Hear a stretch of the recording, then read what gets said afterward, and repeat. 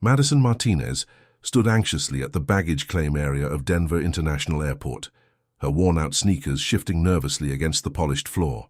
The exhaustion from her 2-hour flight from Portland was evident in her dark, circled eyes, but a glimmer of hope remained in them.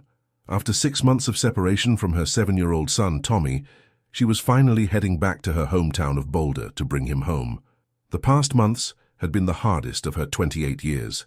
Leaving Tommy with her parents had felt like ripping out a piece of her heart, but with only $30 in her pocket and an eviction notice on her door, she'd had no choice. Her friend Rachel had offered her a couch to sleep on in Portland and the promise of a waitressing job at her uncle's diner. The loan for the plane ticket had been another blessing from Rachel, who believed in Madison more than she believed in herself. The baggage carousel creaked to life, and Madison's heart began to race. Her second-hand duffel bag contained everything she owned: 3 sets of uniforms, some casual clothes, and most importantly, the envelope with 6 months' worth of savings. Every tip, every extra shift, every penny had gone into that envelope, $2,345, enough to get a small apartment and start fresh with Tommy. She watched as identical bags circled past her, their wheels clicking against the metal carousel. Her duffel bag was navy blue, with a frayed red strap she'd sewn on herself to make it more recognizable. The memory of Tommy helping her pick out the bright red fabric at the dollar store brought tears to her eyes. Their weekly video calls weren't enough. She needed to hug him, to smell his hair, to hear his laughter in person again. A flash of navy blue caught her attention. There it was, the red strap unmistakable against the worn fabric. Madison stepped forward, her fingers almost brushing the handle, when a deep voice beside her whispered, "Don't touch that bag, it's not yours." She turned to face the owner of the voice, ready to argue, but her words caught in her throat. The man standing next to her was tall and well-dressed, his expensive suit a stark contrast to her faded jeans and oversized sweater. His dark eyes held a mixture of concern and authority that made her hesitate. "But it's exactly like mine," Madison protested, pointing at the red strap. "I sewed that on myself." The man shook his head, his expression serious. "Look closer at the handle." Madison leaned in, squinting at the leather handle, and noticed something she hadn't seen before, a tiny silver tag with initials that definitely weren't hers. Her stomach dropped as she realized her mistake. If she had grabbed that bag.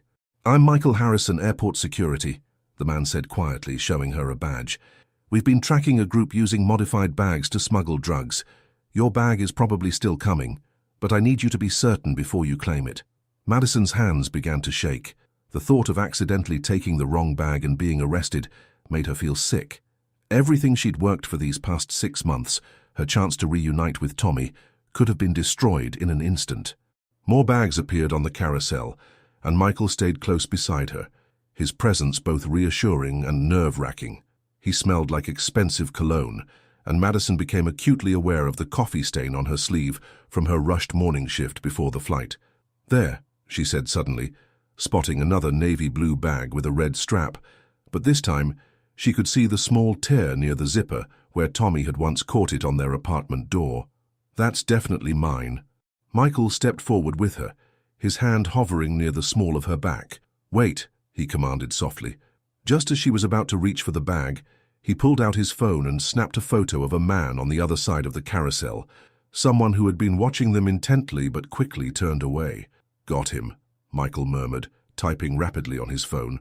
Within seconds, 2 plainclothes officers appeared and discreetly followed the man as he hurried toward the exit. "Now you can take your bag," Michael said, helping Madison lift the duffel from the carousel. Their fingers brushed briefly, sending an unexpected tingle up her arm. "Would you mind coming with me for a few minutes? We'd like to ask you some questions about your bag. It seems these smugglers are copying legitimate passengers' luggage." Madison glanced at her watch, her heart racing. Her bus to Boulder would leave in 40 minutes, and she couldn't miss it. Her parents were expecting her, and Tommy was waiting. "I have to catch a bus," she explained, her voice trembling. "My son, I haven't seen him in 6 months. Please, I can't miss this bus." Michael's expression softened as he studied her face. Something in her eyes must have touched him because he nodded slowly. "I'll drive you to Boulder myself after we're done. It's the least I can do for your help today, even if it was unintentional." Madison hesitated, clutching her bag closer. She'd learned the hard way not to trust easily, but there was something about Michael's gentle authority and kind eyes that made her want to believe him. Plus, he was an officer. She'd seen his badge. "How do I know you're really going to take me?" she asked, her voice barely a whisper. Michael reached into his pocket and pulled out his card, handing it to her. "Call anyone you need to. Check my credentials. I understand your caution. It's smart. But I promise you, Madison, you'll be with your son today. In fact, you'll probably get there faster with me than on the bus." She stared at the card in her hand, running her thumb over the embossed letters of his name and title. Behind them, the carousel continued its endless rotation, but the choice before her felt like it might change everything. In a small interview room at the airport security office, Madison sat across from Michael, her duffel bag safely beside her chair. The room was warmer than the baggage claim area, but she couldn't stop shivering. She'd called her parents to explain the delay, trying to keep her voice steady as her mother expressed concern about her missing the bus. Tommy had been in the background, asking excitedly if he could talk to her, but she'd had to promise to call back soon. "I know you're anxious to get to Boulder," Michael said, his tone gentle as he slid a cup of coffee across the table to her. "We'll make this as quick as possible." He'd removed his suit jacket, and his crisp white shirt sleeves were rolled up to his elbows, revealing strong forearms and a simple silver watch. Despite her nervousness, Madison couldn't help noticing how his dark hair curled slightly at his temples. "Can you tell me about when and where you bought your bag?" he asked, opening a notebook. Madison wrapped her hands around the warm coffee cup, grateful for something to hold on to. "It was at a second-hand store in Portland about 5 months ago. The red strap wasn't on it then. I added that myself a few weeks later." She paused, remembering how she'd had to choose between buying new shoes for work or the bag. The bag had won because her old backpack had finally fallen apart. Michael nodded, making notes. "And you've noticed any similar bags during your travels?" "No, this is actually my first time flying," Madison admitted, her cheeks flushing. "I usually take the bus, but—" She trailed off, not wanting to explain how Rachel had insisted on buying her a plane ticket after finding her crying in the break room, missing Tommy so badly it physically hurt. "But sometimes circumstances change," Michael finished for her, his dark eyes understanding. There was something in his expression that made Madison think he knew what it was like to make difficult choices. Just then, another officer entered the room with a tablet. "Sir, we've got the preliminary scan results from the other bag. You're going to want to see this." Michael studied the screen, his jaw tightening. "Cocaine, just as we suspected. But there's something else." He looked up at Madison, his expression grave. "The construction of that bag was identical to yours, down to the stitching pattern of the red strap. This isn't a coincidence." Madison's heart began to race. "What do you mean?" "Someone at that second-hand store in Portland is part of this operation. They're using legitimate customers like you as cover, selling real bags to regular people, then creating identical ones for their drug mules." He ran a hand through his hair, frustration evident in his gesture. How many other innocent people could be at risk of being mistaken for smugglers? The reality of how close she'd come to disaster hit Madison hard. If Michael hadn't been there, if she'd grabbed the wrong bag, "I would have lost everything," she whispered. "My son—" "That's not going to happen," Michael said firmly, "but I need to ask you something else. The store where you bought the bag, would you be willing to help us identify the people who sold it to you?" Madison's throat went dry. "You mean go back there?" "Eventually, yes. We'd need you to work with our Portland office." He must have seen the panic in her eyes because he quickly added, "Not right away. Right now my priority is getting you safely to Boulder, but we'll need your help to stop these people." The thought of returning to Portland made Madison's stomach churn. She'd just escaped that life of constant struggle, of sharing Rachel's tiny apartment, of working double shifts and crying herself to sleep missing Tommy. But then she thought about other mothers, other children who could be separated because of these criminals. "I'll help," she said quietly, "but I need time with my son first." Michael's face softened into a smile that transformed his whole appearance. "Of course, speaking of which—" He closed his notebook and stood up. "We're done here for now. Ready for that ride to Boulder?" Outside, the late afternoon sun was painting the Colorado sky in shades of pink and gold. Michael led Madison to a sleek black SUV in the employee parking area. As he stored her bag in the trunk, she noticed him checking it carefully, making sure it was truly hers. The interior of the car was immaculate and smelled of leather. Madison sat stiffly in the passenger seat, very aware of the contrast between her worn clothes and the luxury surrounding her. As they pulled onto the highway, Michael glanced at her. "You can relax, you know. The hard part's over." Madison laughed shakily. "Is it? Sometimes I feel like everything's the hard part. Want to talk about it?" His voice was kind, without a trace of judgment. Maybe it was the stress of the day, or the relief of finally heading toward Tommy, but Madison found herself telling him everything. About losing her job as a dental receptionist when the practice downsized, about the mounting bills, about the impossible choice between paying rent and buying Tommy's asthma medication. "So your parents took him temporarily?" Michael asked as they passed a sign indicating Boulder was 30 miles away. "Yes, they're retired teachers. They have a routine, a stable home. Everything I couldn't give him."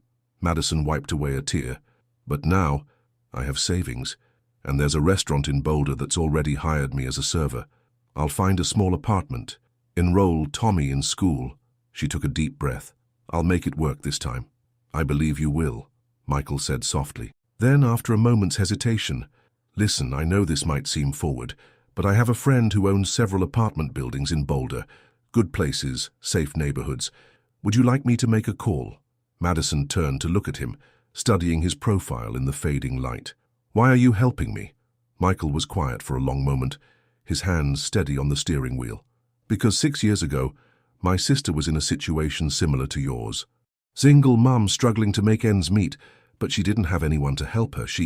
He swallowed hard. "She lost custody of my nephew. I was overseas with the military then, couldn't do anything. By the time I got back, it was too late." The pain in his voice was raw, real. Madison reached out instinctively, touching his arm. "I'm so sorry. So am I. But maybe I can help make sure another family stays together." He smiled at her, and in that moment Madison felt something shift between them, a connection deeper than gratitude or circumstance. As the lights of Boulder appeared on the horizon, Madison's heart began to race with anticipation. Soon she would hold Tommy in her arms again, and maybe, just maybe, this unexpected detour in her journey had led her exactly where she needed to be. The familiar streets of Boulder brought a flood of emotions as Michael's SUV wound through the evening traffic. Madison's hands trembled as she typed her parents' address into her phone's map, though she knew the route by heart. Every corner held memories: the park where Tommy had learned to ride his bike, the clinic where she'd taken him for asthma treatments, the diner where she'd worked extra shifts trying to keep them afloat. "Turn left at the next light," she instructed softly, her voice catching. The working-class neighborhood where her parents lived hadn't changed much. Small houses with well-tended gardens lined the streets, their porch lights beginning to flicker on in the dusk. As they approached her parents' house, Madison noticed something odd. The driveway was empty, and no lights were on. Her mother always kept the porch light burning when expecting company. A knot formed in her stomach. "Something's wrong," she muttered, pulling out her phone to call her mother. The call went straight to voicemail. She tried her father's number. Same result. Michael parked in front of the house, his security training evident in his alertness. "Stay here," he said, but Madison was already out of the car, rushing toward the front door. Her hands shook as she found the spare key under the flower pot, still there after all these years. The house was dark and silent. Madison flipped on the lights, calling out, "Mom? Dad? Tommy?" Her voice echoed through the empty rooms. The furniture was in place. Nothing seemed disturbed, but there was an eerie stillness that made her skin crawl. Then she saw the note on the kitchen table. "Madison, if you're reading this, we're at Boulder Community Hospital. Tommy had an asthma attack at school today. Don't panic, he's stable, but they want to keep him overnight for observation. Come straight there. Love, Mom." The paper crumpled in Madison's trembling hands. Michael appeared beside her, reading the note over her shoulder. Without a word, he took her elbow, steadying her. "I'll drive you there now," he said firmly. "It's only 10 minutes away." The ride to the hospital was a blur. Madison's mind raced with terrible scenarios. She should have been here. She should never have left him. What kind of mother wasn't there when her child needed her? In the hospital parking lot, Michael caught her arm before she could run inside. "Madison, wait." He pulled out his badge. "Let me help you navigate this. Sometimes hospitals can be difficult about visitation if you're not listed as the primary caregiver." The reality of her situation hit her like a punch to the gut. She wasn't listed as Tommy's primary caregiver anymore, When she'd left him with her parents, they'd arranged temporary guardianship to handle medical decisions. What if they wouldn't let her see him? At the pediatric ward reception, Madison's fears proved founded. The nurse pulled up Tommy's records with a frown. "I'm sorry, but I can only allow listed guardians to visit right now. Visiting hours are almost over." Before Madison could break down, Michael stepped forward, displaying his badge. "I'm Officer Harrison with Airport Security. Ms. Martinez is here as part of an ongoing investigation, and I need her to have immediate access to her son." The nurse hesitated, looking between them. Michael continued smoothly. "I understand protocol, but this is a special circumstance. I'll take full responsibility." Something in his authoritative tone worked. The nurse nodded reluctantly and buzzed them through.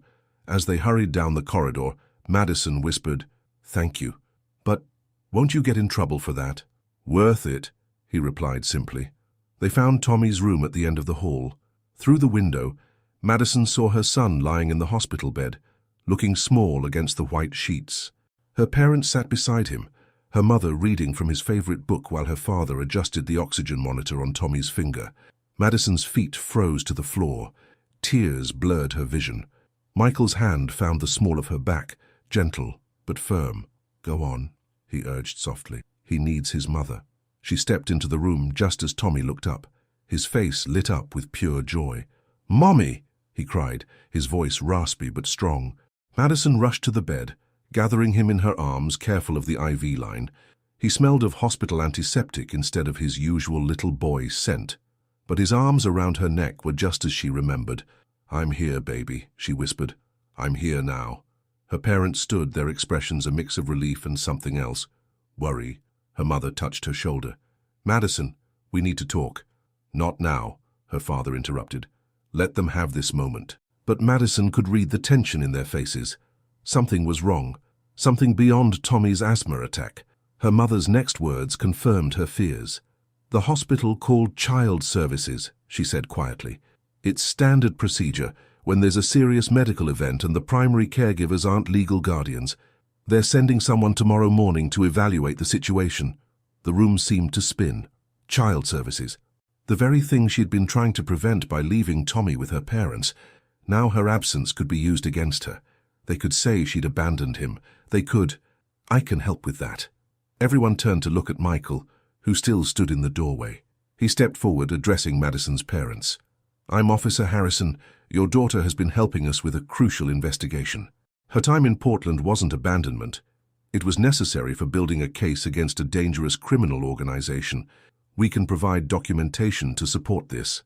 Madison stared at him, understanding dawning. He was offering to backdate her involvement, to make her absence look official rather than desperate. Her father frowned. "What kind of investigation?" "I'm afraid I can't discuss the details," Michael replied smoothly.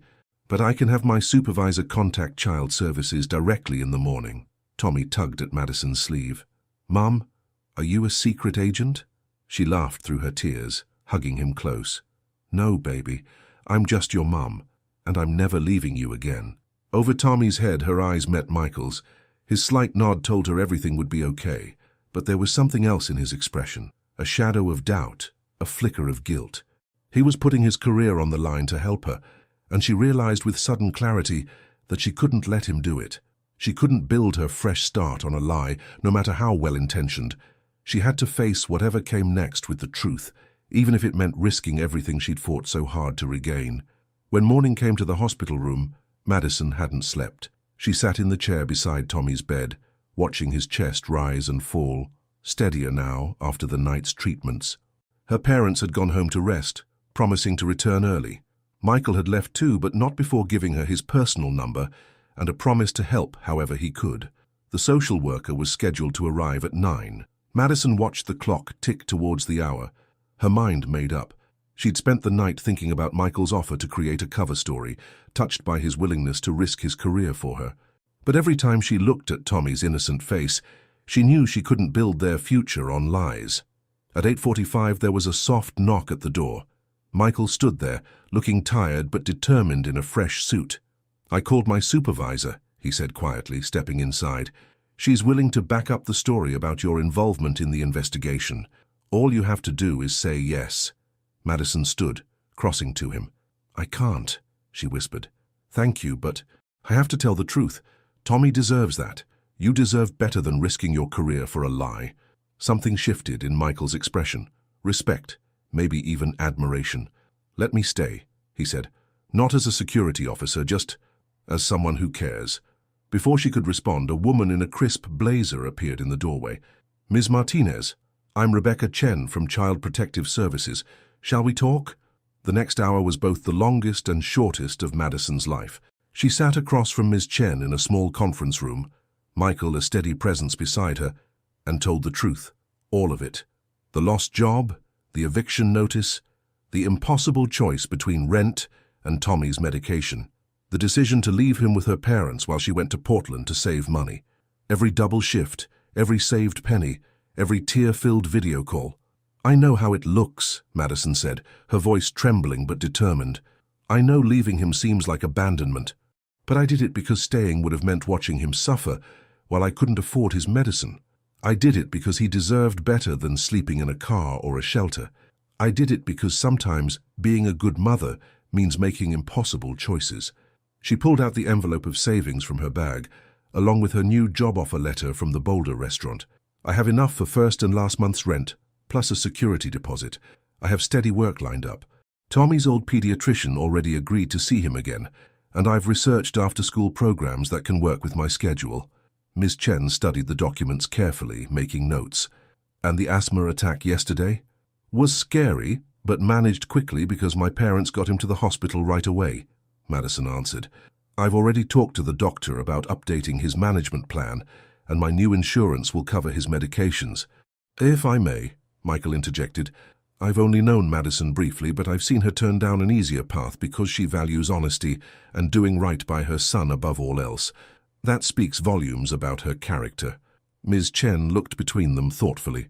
"Officer Harrison, are you here in an official capacity?" "No," he replied.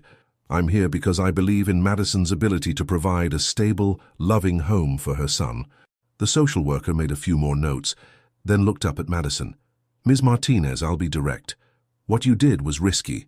Leaving your child, even with loving grandparents, raises red flags. However," she closed her notebook, "your honesty today, your clear planning, and the obvious effort you've made to create stability are significant factors. I'm going to recommend a 3-month probationary period. During this time, your parents will maintain shared guardianship while you demonstrate your ability to provide a stable environment. If all goes well, full custody will be restored to you at the end of that period." Madison's breath caught. "You mean I can take him home?" "Once he's released from the hospital, yes. But there will be weekly check-ins, and you must notify us of any changes in employment or housing." Tears of relief streamed down Madison's face. Thank you so much." Back in Tommy's room, they found him sitting up in bed, coloring with the crayons a nurse had brought. He looked up as Madison entered. "Mom, are you crying? Did the scary lady make you sad?" She rushed to hug him, laughing through her tears. "No, baby. These are happy tears. We're going home soon, together." "To Portland?" Tommy's face fell. "No, right here in Boulder. And guess what? Grandma and Grandpa are going to visit us all the time while we get settled." Tommy's smile could have lit up the whole hospital. As he chatted excitedly about showing her his new toys at her parents' house, Michael touched Madison's shoulder. "I should go," he said softly. "You need family time." Madison caught his hand. "You helped make this possible. Thank you isn't enough. Have dinner with me," he said suddenly. "Once Tommy's better, and you're settled. Not as a thank you, just because I'd like to know you better, outside of all this drama." "I'd like that," Madison replied, feeling a warmth in her chest that had nothing to do with relief. "But you should know, Tommy and I are a package deal." Michael smiled. "I hear the pizza place near the park has excellent video games. Perfect for a casual family dinner, wouldn't you say?" 2 weeks later, Madison stood in the small but clean apartment she'd found, watching Tommy arrange his action figures on his new shelf. Her parents had just left after helping them unpack, and her first shift at the restaurant started tomorrow. Things weren't perfect. Money would be tight, and the probationary period felt like walking on eggshells, but they were together. Her phone buzzed with a text from Michael. "Still on for pizza and games tonight?" She smiled, typing back, "Wouldn't miss it. Tommy's been practicing his Pac-Man skills all week." As she sent the message, Madison caught her reflection in the window. The worried lines around her eyes had softened, and though her clothes were still worn, her posture spoke of hope rather than defeat. Sometimes love meant making impossible choices. Sometimes it meant taking the harder path. And sometimes, when you least expected it, it meant finding someone who understood both the struggle and the strength it took to keep going. "Mom," Tommy called from his room, "can we get extra pepperoni tonight?" Madison laughed. "Anything you want, baby. Anything you want." Life wasn't a fairy tale, but standing there knowing her son was safe in the next room and a good man was waiting to share a simple evening with them, Madison realized something important. Sometimes reality was better than any dream she could have imagined. Because this was real, this was earned, and this was just the beginning.